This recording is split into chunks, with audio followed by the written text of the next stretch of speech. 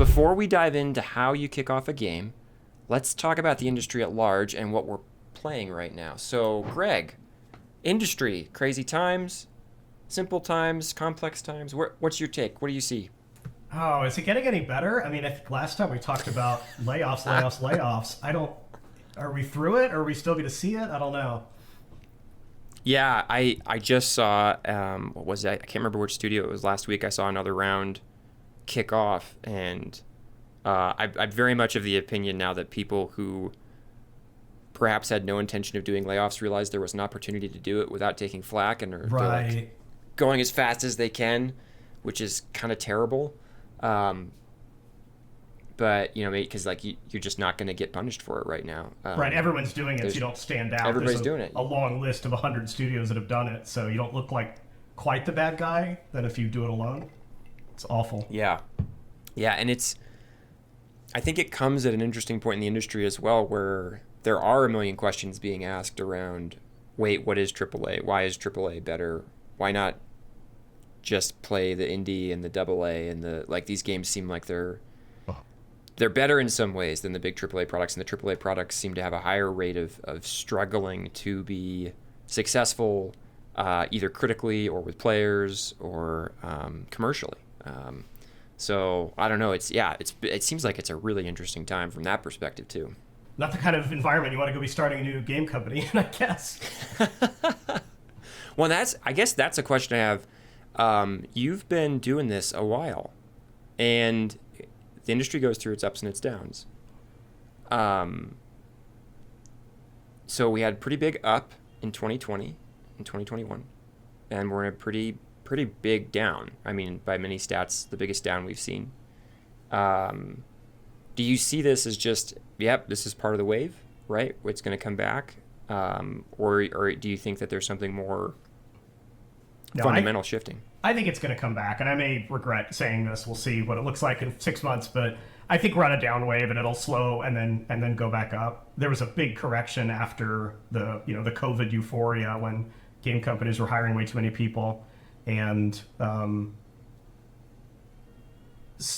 tech salaries in particular, which have spillover into the game industry, have been high. As those start to correct, I think you'll see studios hiring back up again. I don't think this is a death knell for the game industry by any stretch. I think it'll bounce back. Maybe not as high as it was, but maybe it shouldn't have been that high. Right. Yeah. What if you were to put a low odds guess out there on when do you think it's going to start coming back up? I think soon. I think next quarter is going to be the time when stuff starts correcting. If companies are trying to fix their books, that usually happens at the beginning of the year, and now they're starting to look at, but we actually have to make things to make money, so we need to worry about that part of it too. Yeah. I think you're not the only person actually that's told me that, and someone else described it as, we just got rid of all the people, and so now we're realizing why we had them. Exactly. And it's time to try to start correcting for that oopsies, you have the budget conversation, and you're like, we're really expensive to run, and then you get rid of people, and you're like, oh crap, now we can't actually make a product, and so it just goes around. Yeah. Well, anything else you see, as you look out at the industry? I know you're in startup, and you're also focused on your own. Anything else that jumps out as in game dev overall that's worth commenting on? I have this fear, because I've heard it from a few people, that there's going to be a big reckoning for indie studios. A lot of them were able to get first round funding, the small infusion of cash to get the game started, but now they need publishing deals, and now $5, $10, $15, $20 million is awesome, but it's not enough to take a game to market. And as they ask for those bigger numbers, they're gonna be in trouble, because the same VCs or whoever who are fine kicking off a company aren't gonna publish you, and the traditional publishers aren't interested. So kind of where do you go? I hope that's wrong, because it's going to be a bloodbath, but I've heard that from a few people now that it may be coming. Anything else you want to talk about current games that you've seen, thoughts, curious things that are jumping into the space? I mean, you've probably talked about this before, but there's been a lot of talk about, is 2A a thing, and is that now, is that what people should be investing in, and can you can you make a good game on a, I don't know, let's say 30, 40, $50 million budget instead of a $100 million budget? And I think that's going to be interesting to see how it pans out. There have been some big, Helldivers, Pal World, maybe a few others have made big inroads. I don't know if that makes it a trend or not yet. Yeah. I think what's fascinating for me, we had an episode a bit ago where we talked about the reality of a AAA game now does imply 9 figures. You're right. And that's so fascinating to think about, because you don't have to go back that far where, what was it? The Old Republic had its $300 million budget, like Star Wars: The Old Republic with EA, and that was considered just absurd. Right. And nowadays it's like, you're We're making talking a big about game. $1 billion games. Yeah. Yeah, exactly. I've heard some crazy numbers. So, all right, well, enough on all this. Let's dive in.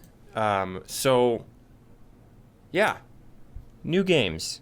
You're starting something brand new. You're actually doing this, so you're in the middle of it.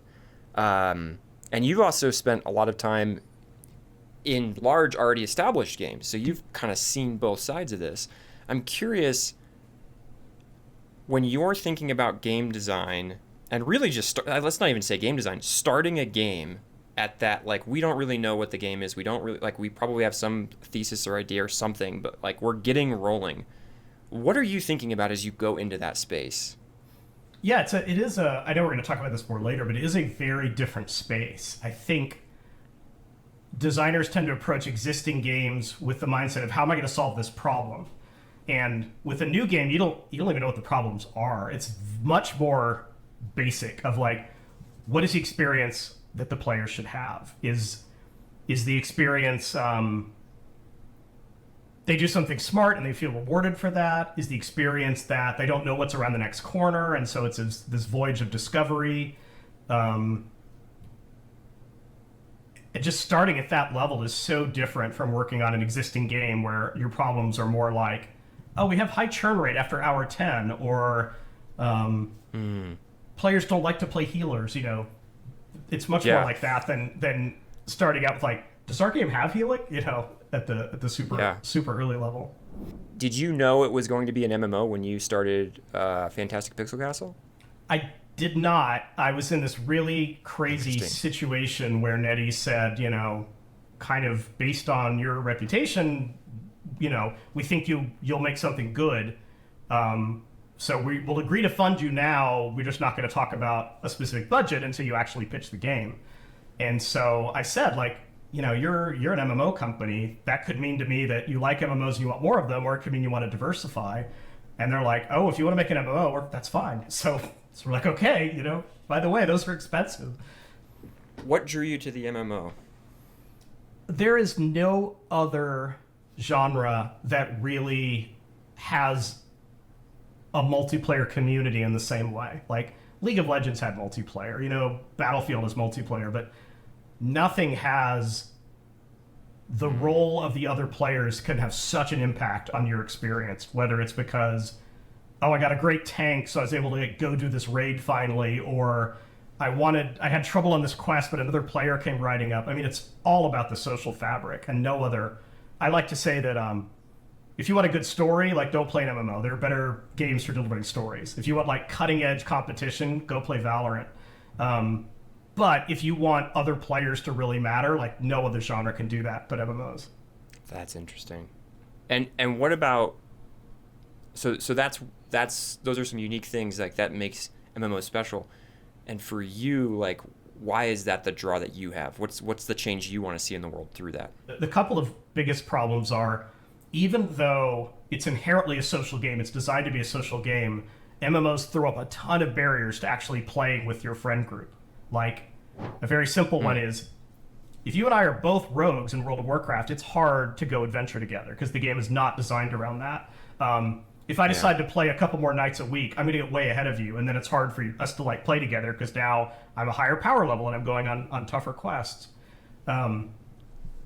Even down to like servers, like, oh, you picked a different server than I did. Okay, I guess we're going to have a hard time playing together. So I really wanted to solve that problem. I wanted it to be that if you meet someone else who plays Ghost, you can like play with them that night, like no questions asked. Like you definitely can do that, which is hard in a lot of MMOs.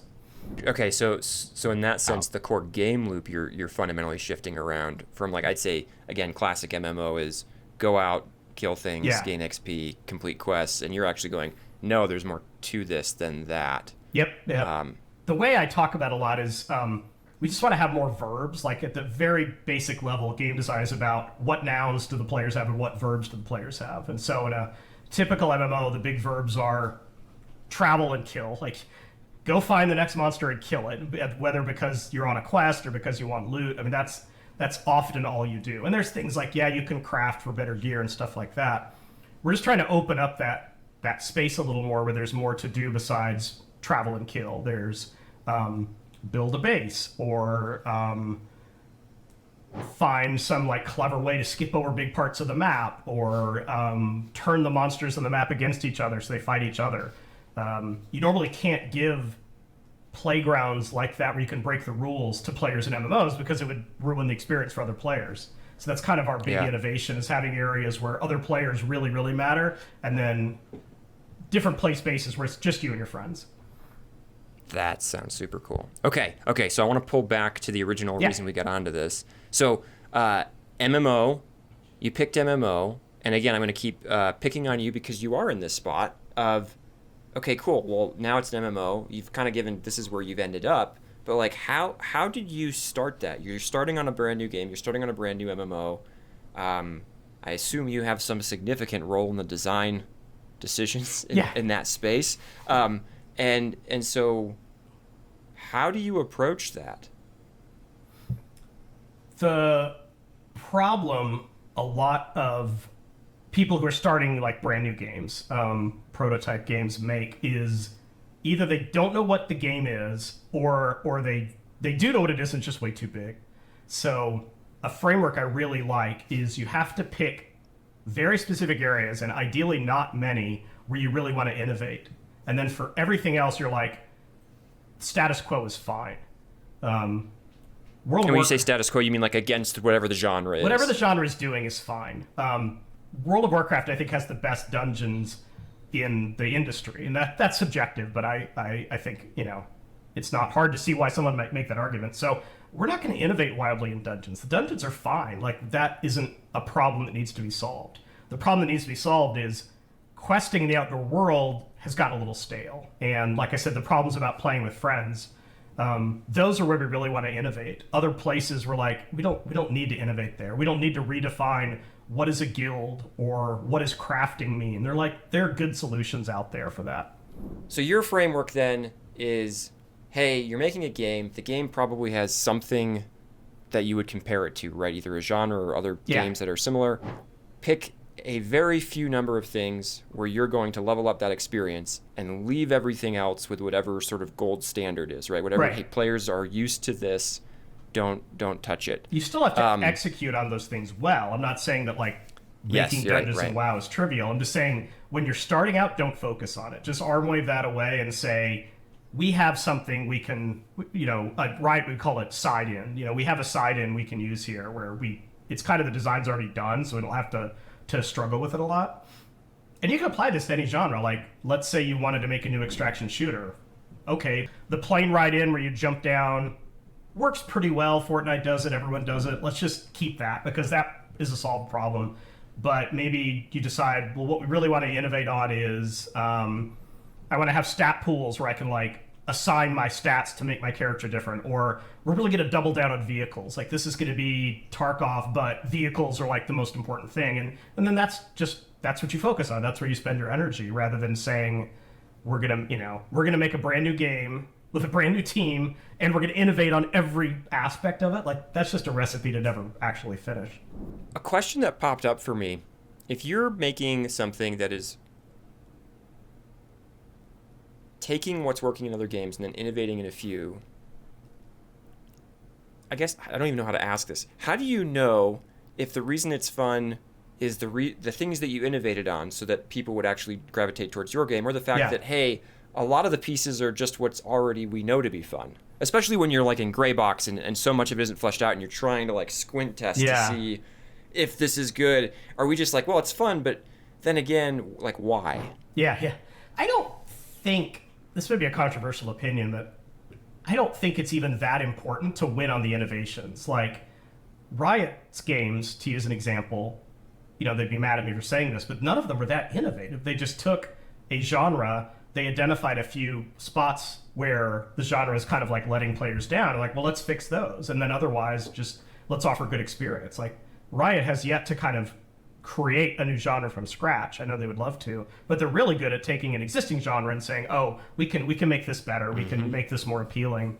So even if the innovations don't pan out, it may be enough just to have a good execution on something that already works, as opposed to a game that is super innovative but not fun. Like, no one's going to buy that game, or maybe they'll buy it and they'll play it. Yeah. So it's funny, your answer to the question is like, it doesn't matter if I make something that's fun that everybody wants to play, whether that's just incredibly good execution on a bunch of stuff that's already there, or the fact that at Innovations, it's whatever, people like to play it. People enjoy it. And hopefully the game will end up different enough that you I think what everyone's always paranoid about is someone saying like, oh, well, I really love World of Warcraft. I'm going to try out this other MMO, but unless it like beats World of Warcraft on every level, I'm going to go back to World of Warcraft. And it's just a hard mindset to get out of. Interesting. Okay. Yeah, that makes sense. And I guess like the question that popped in my head was like, when would you be worried about that? When should you be worried about that mentality, that sort of, hey, is anybody going to find this worth it with the other things that are out there? Well, the key word you just said there, I think, is find, is like a good reason to innovate is to get eyeballs, to get attention. Because if you make a wonderful, wonderful game and nobody knows it's out there, it's like drifting in Steam's like, 1,000 people have played your really, really awesome game. Like, that's tough. And one way to get the attention is by saying, hey, we did this really cool thing. It makes good videos. Game magazines like to talk about it. Players like to talk about it. And now you've started to develop a little bit of buzz, and people pick it up.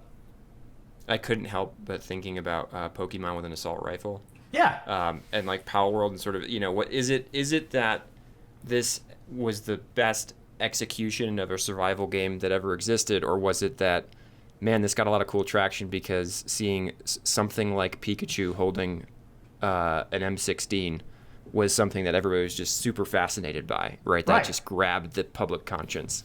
That's kind of the consciousness. The cynical approach of there's no such thing as bad publicity. So if you make Pikachu with a rifle, people are like, what is that? And it gets their attention.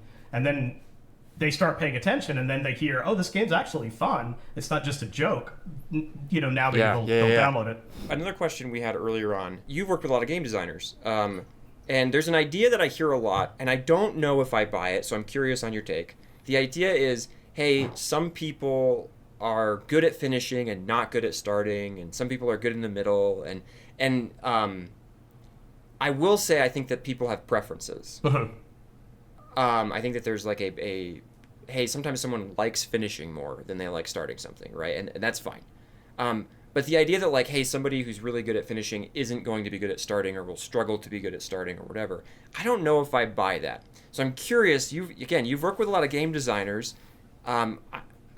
What's your take on that? Like, what is it that when you're starting out would be the things where you're like, this is what I'm looking for in a game designer, and somebody who mostly focuses on finishing or sustaining a product, they're not going to be thinking about this the right way. I mean, I think there's a lot of truth to it, and it may not be that the skills line up so clearly as you're good at starting or good at finishing. It may just mean that it makes it harder to start or finish, kind of depending on what you're interested in. And to be a little more specific about that, people who are good at finishing sometimes are good at finishing because they really struggle with the ambiguity of starting. And when you start, everything's ambiguous, like down to like, how do we make decisions? When is this game going to come out? How big is our team going to be? Like, all of that is very vague at first. On the other hand, the people that are good starters often get bored of finishing because they like the big, juicy, meaty problems. They're not really interested in, hey, should we fix this bug now, or should we punt it to the next sprint? They're like, oh, I'm falling asleep. This isn't fun for me. They really want to dig their teeth into something meaty. It's almost more like at a personality level then, yeah, right? I think that's a good way to think about it. Like, I know myself, and I actually prefer the finishing part. Like, the part of game development that really jazzes me are the hard calls of, oh, we really wanted to ship on October and we've got this really bad bug. Are we okay shipping with it? Does someone just want to be bold and say, screw it, we're going to ship with the bug? Or no, we really have to hold it back to fix it. Like, that's what's fun for me.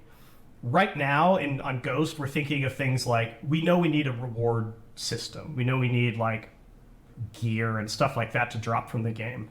The thought of tackling that is just exhausting to me because it's such a big feature and there's so many ways to go wrong that I just don't want to start it. And I'm kind of hoping like someone else just says, hey, I'll do it. So, so we have to think about it. So okay, so you're someone, and that, by the way, looking at some of the things you've done in the past, that makes a ton of sense. Here you are, though. How are you shifting mindset around that, right? So, because I imagine there's a lot of people right now who have been in the finishing or sustaining space of games as designers or something else, and they've joined a startup or they've joined something that's much earlier term. How are you trying to consciously like accept that, hey, this isn't maybe where my personality sits, but I have to put on a different frame? Yeah. What's that frame look like? How are you doing that?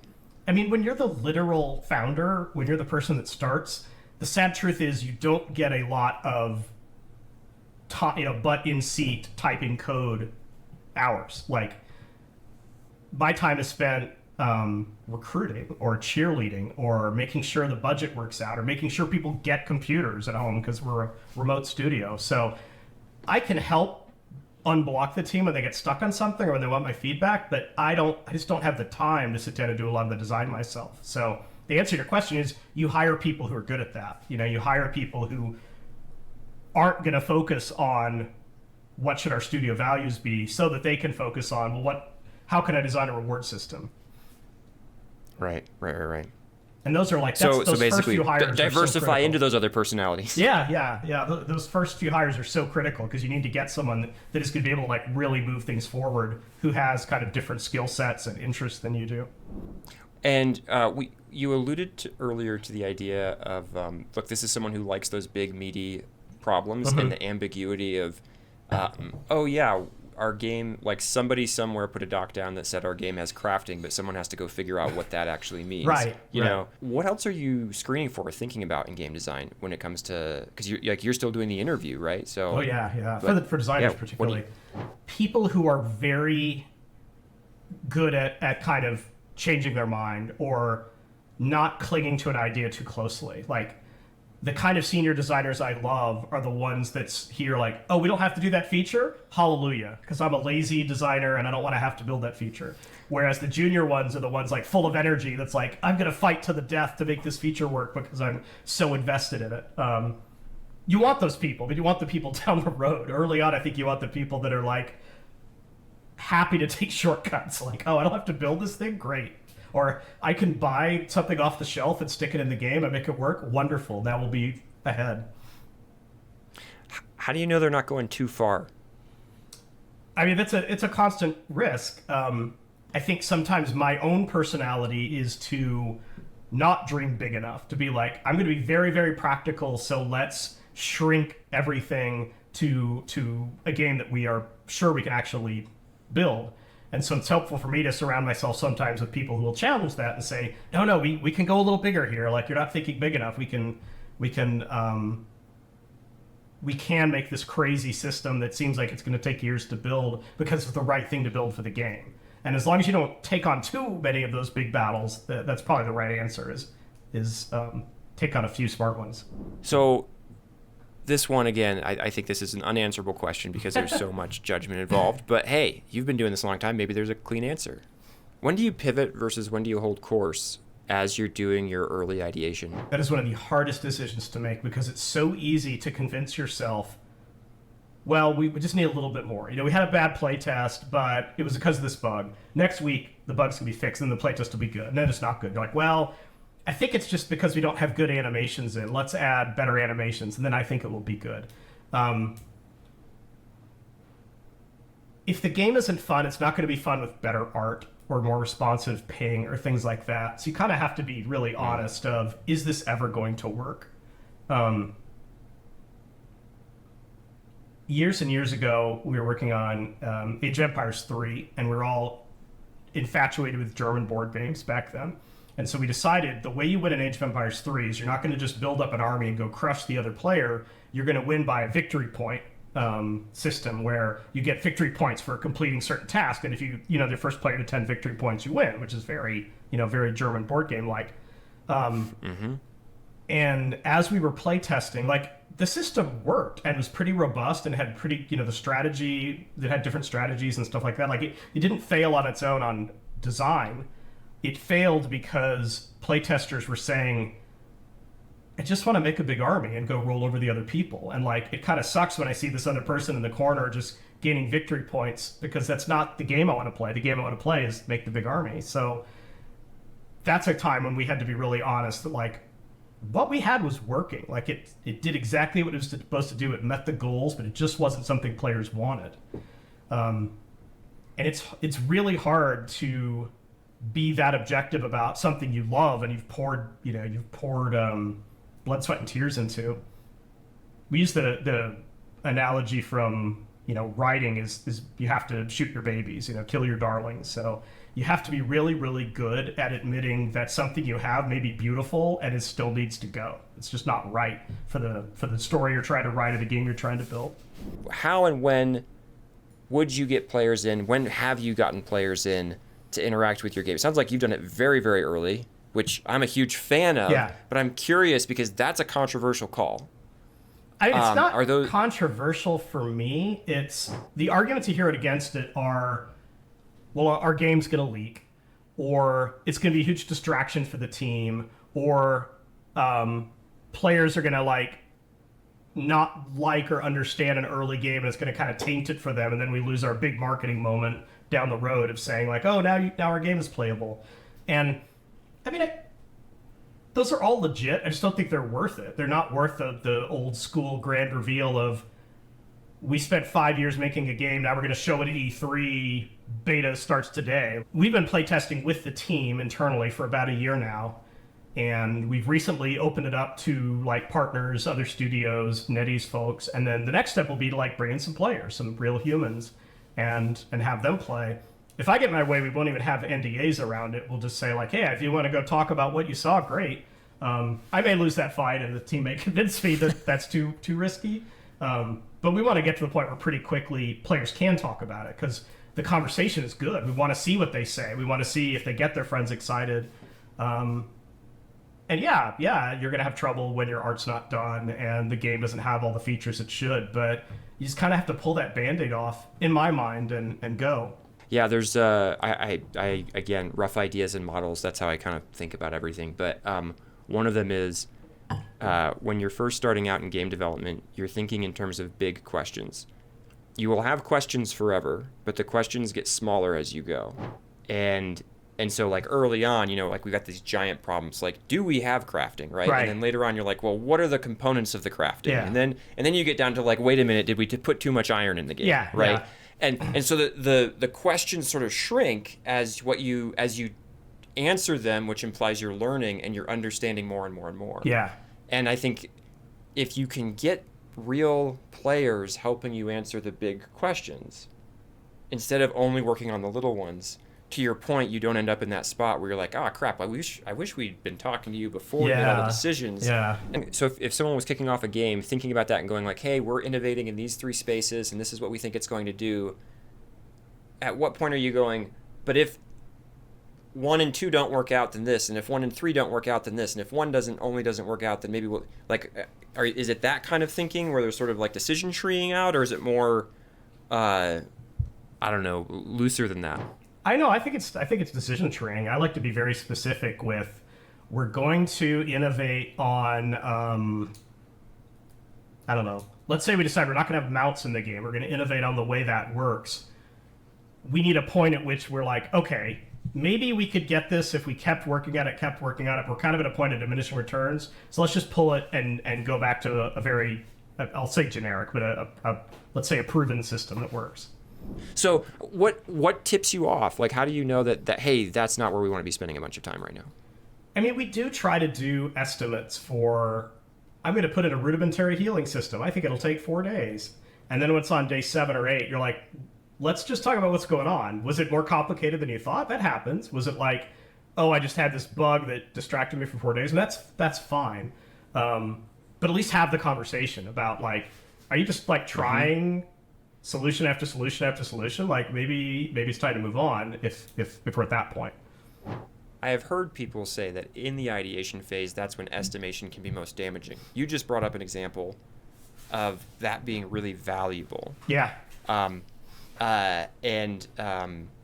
curious then about your use of estimation this early on, like how you think about that, because obviously it's not the same as like we've got a hard drop date where the publisher says we need to be done by blah. We're trying to burn down so many bucks a day and all of that. Yeah, exactly. Like you're not there, yeah. but you are still using this in a different function. And you know, spoiler, we'll see how long it takes me to get it done, but I'm building a course on estimation and game dev right now, and so I love what you just said. So curious, like, how are you, like, do you integrate as like a leader there? How are you bringing estimation in besides what you just said? How do you think about that in a way that's not going to be sort of toxic and too constraining to the team, and basically still provide value and be worth the time it takes to do the estimate? Yeah, I do think estimation even early on is valuable. Like you know, like most companies, we don't have like one engineer per designer or artist. We wish we did, but that's hard to do. So engineers have to kind of have multiple mouths to feed, and you have to make sure they're not spending so much time on one task that everyone else is just kind of sitting around waiting for them. It's like, well, we were hoping we get that thing implemented Tuesday. It's now 2 weeks late, and I haven't been able to do a lot since then. So I think it helps there. Where it gets toxic is if you're using it as some kind of scorecard of like, oh, you said you were going to take 3 days, it's day 5, clearly you're bad at your job. Like that, that's not helpful. What's helpful is to look, let's talk about why. Was it Unreal is harder to implement than we thought, or this system like ballooned out of control, or it had all these dependencies I didn't realize? That is information, and having that information is good. I'm thinking one thing the designer said early on to us that we had screwed up a bit with estimation is they said, I feel like if I get it right the first time, that's almost punishment, because then I have to move on to a different task. And sometimes I might get it right, but I want to still try a couple more experiments and see which solution's the best. And so that was very valuable insight, that they almost felt punished for guessing right the first time, because then they're like, okay, good enough, move on. And they're like, but there's still more I want to do here. So we try to leave a little more room for that now. It's not just as simple as the task is done. It's like, is the task done, and are you happy with it? And is it time to move on? And I think even our designers would say, left their own devices, they would love to not have any, no sprint planning, no estimation, just let them go do work. I just worry about, that might work for literally 5 people at a garage, but we're a remote studio across 6 time zones. So that's just not, that is too expensive for us. We have to make sure people are talking more. What's the right amount of process? The flippant answer is to say, when the producers, the designers are both unhappy, then maybe you're somewhere in the right space. Because there always is a tension between the producers, hey, I'd like to have another sprint planning meeting, and the designers are like, hey, when do I get to actually do some work here? We've tried a lot of experiments, everything from asynchronous stand-ups and stuff like that, to where it's not a literal meeting, trying to give people plenty of uninterrupted work time of you could have a 4 or 5 hour chunk every day where you could just get work done, so you don't have to be, usually what they don't like about the process is the distraction of hey, I was in the middle of something and now I get called away to this meeting. So try to avoid that and try to make the meetings fast and get in and get out. If sometimes maybe you don't even need the meeting at all. Now obviously you're like you said, more encouraging. You're the guy who has to track funding and do hiring and encourage and push everybody forward. So you're probably not in the team level meetings at times. I actually am. I try to go to all of them. Yeah. Oh, really? Yeah. That's really cool. Yeah. I don't know how sustainable it is, but right now I feel like it's valuable for the team to see me there and know that I care and I'm invested in what they're doing. I feel like sometimes I can unblock them if they're spending too much time on a design, and I can kind of say, hey, at a high level, this doesn't matter that much. Like, we're probably going to revisit this system 10 times over the course of development. What you have now is fine. Let's move on. Or just, offer them encouragement of like, oh, so-and-so came up with a good idea. Let's stop and celebrate that. That kind of thing matters. And the budget work, the stakeholder management work is soul crushing to me. So it's a necessary evil, but what I want to do is make a game. So I try really hard not to get too far away from the game making part. Studios have a vision for something fairly early on. They almost have to, because again, if we're all going to be moving in the same direction, unless if everybody's just off building their own mini prototype and we're attempting to do this together and come towards something together. Yeah. It's like, okay, well, what is that thing? Somebody or some group of people have to decide, and they have to use some mechanism for doing that. And eventually this becomes like, hey, here's the vision for what the game is. When you think about that vision, I'm curious, like, what is contained in that? That helps it be useful for the team. We articulate it in a couple of different ways. We have our very short, almost elevator pitch. Like, this is what the game is. Like, never lose sight of that. Every now and then someone will be like, are we an MMO or are we a survival game? And I'm like, no, we're an MMO. Stop that survival nonsense. We can learn from those genres, but we're not trying to we're an MMO. This is the box we're in. And then the framework of where do we want to kind of really innovate versus where are we okay with the status quo, and even Riot got really uncomfortable when you'd say this, but where is it okay to disappoint players? Like, maybe if you really love competitive PvP, maybe the game we're making is not for you. And let's just be honest about that so that we don't get distracted with a lot of PvP tasks or PvP concerns. How does audience, understanding the audience or thinking about the audience factor into that? It's really big. I mean, it's really, really important too, because at the high level, you kind of have to decide, do we want to hyper serve fans of this genre, or do we kind of want to grow the audience? Do we want to take first-person shooters? You can say what we really, really want to do is serve the first-person shooter community. So if you play Call of Duty, you'll love this game. Or you could take the approach of saying, there are a lot of young people out there playing Roblox. They're not playing first-person shooters right now. There's probably something they're missing. If we can figure out what it is they're missing, we'll have this potentially giant untapped audience. And I think that decision is critical to just be very honest about early on. And you can't just say, oh, it's everyone. It's all players. It's life on Earth. Now you gotta pick one. Is it the existing audience, or are you trying to build a new audience here? And then even from there, you can make decisions about kind of who are you trying to hyperserve versus who are you're welcoming in, but you're not going to make decisions that hurt group one in order to bring them in. Man, was it like I was going for a subset of players who like this, and I got them, and I found out there's a lot of them. Yeah. In fact, there's enough for me to fund a studio to build this, and I'm always thinking about that compared to sort of in the mobile space, everybody's always talking about the hyper casual, the hybrid casual, or these sorts of, we're just trying to appeal to almost everybody that might pick up a phone and download a game. It's almost like, how do you pick the level of resolution around the audience?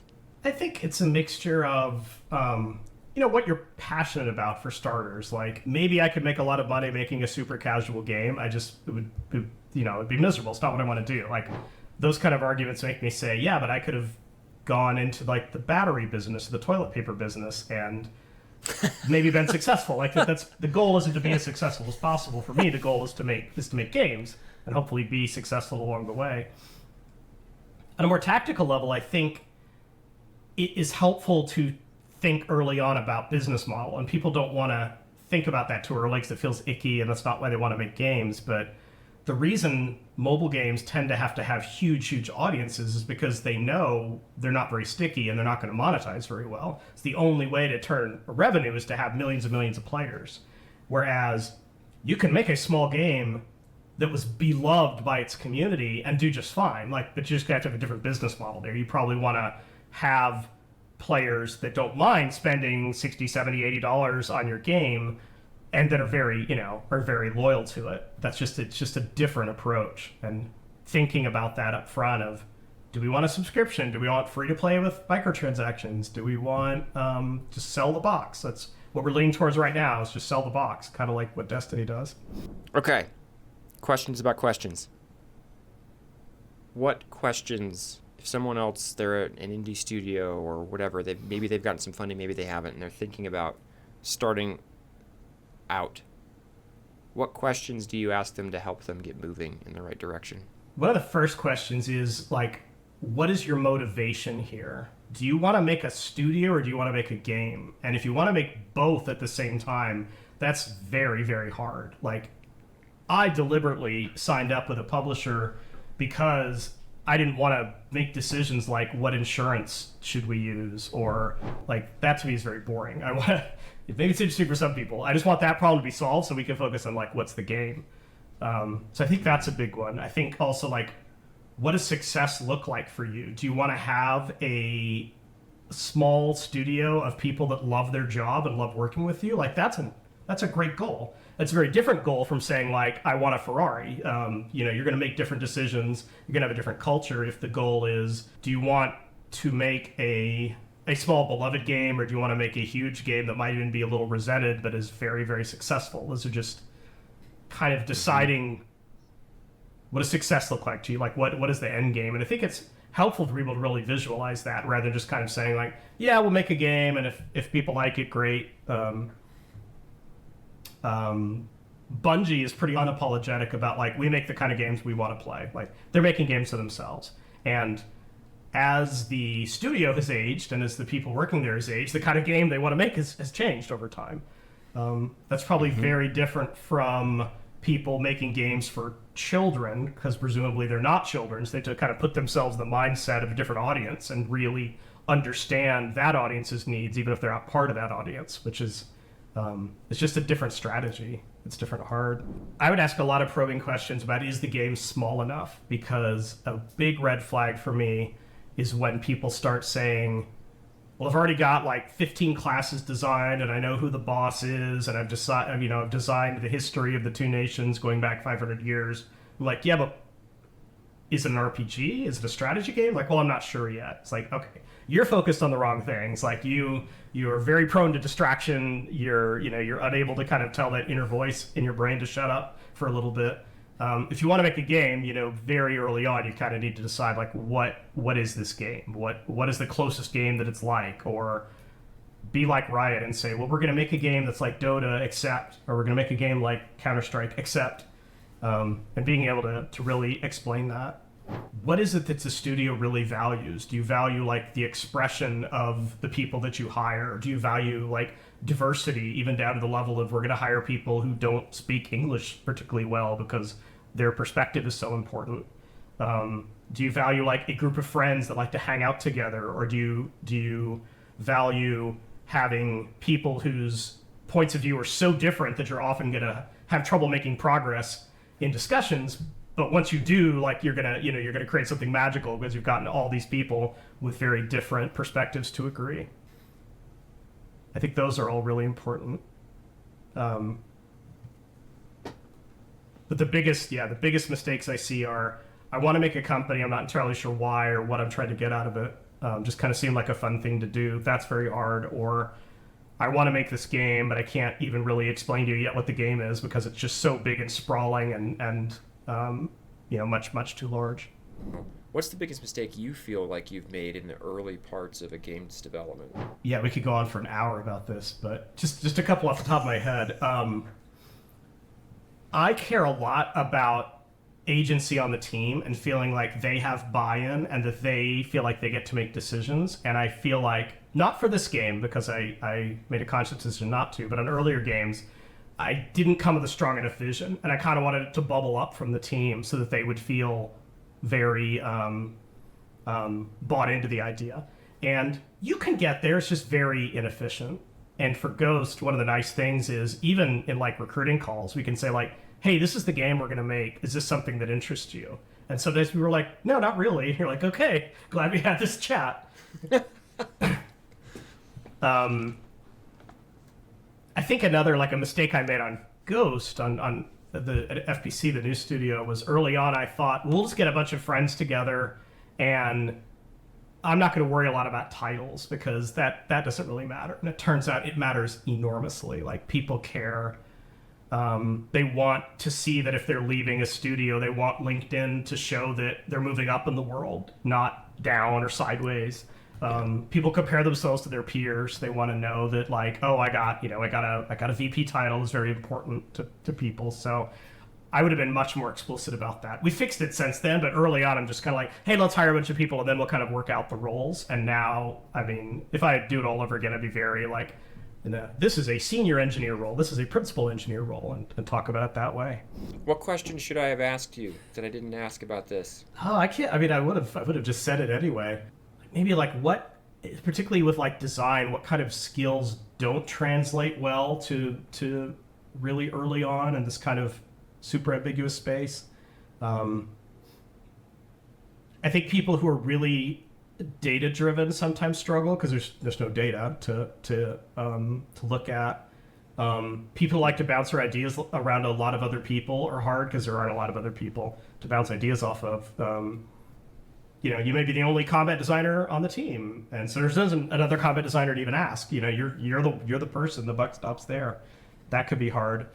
I think people who really like to kind of follow their muse and like wake up and say like, what problems do I want to tackle today? I think ironically are often not great at this early ambiguous space, because what you really need is like crazy discipline to focus and not get distracted by, oh, a butterfly flew by, I'm going to go chase it. Can you say more about that? Because again, I think that does run contrary to conventional wisdom, right? And I hear what you're saying, and actually I'm like, that's really interesting. But I'd love for you to just expand upon that. Yeah, it's not. You don't need. I don't know. I'll say you don't need 20 brilliant ideas to make a game. You need far fewer. Maybe you need 3 or 4. And you need people who are like good at executing, good at like reducing risk and kind of burning down the rabbit trails that you could get out off of. And the more people you have who are like looking for new rabbit trails, I think just ends up distracting you rather than the narrowing down. I like to think of making a game is a lot like sculpture, where there's a beautiful piece of art inside this block of marble or whatever, and you got to kind of chisel it away until the product is revealed. I like that analogy a lot more than kind of building it up, where you're making a bridge or something and putting all the parts together. I think it's removing things until you have something left. And so the purity of vision is really important there, because if you have someone who's carving the statue's arm and someone else is carving the statue's leg, and you get to the statue and it's like, oh, those body parts do not match, you're kind of in trouble there. And so having someone who constantly wants to like explore new things is not chiseling away the marble to kind of get the statue out. Did you enjoy this episode? If you did and are looking for more conversations like this one, join the Building Better Games Discord community. It's for leaders and producers in game dev who are frustrated with solving the wrong problems and who want to share experiences and learn how to lead and build better games. Check out the show notes to join. I'll see you there.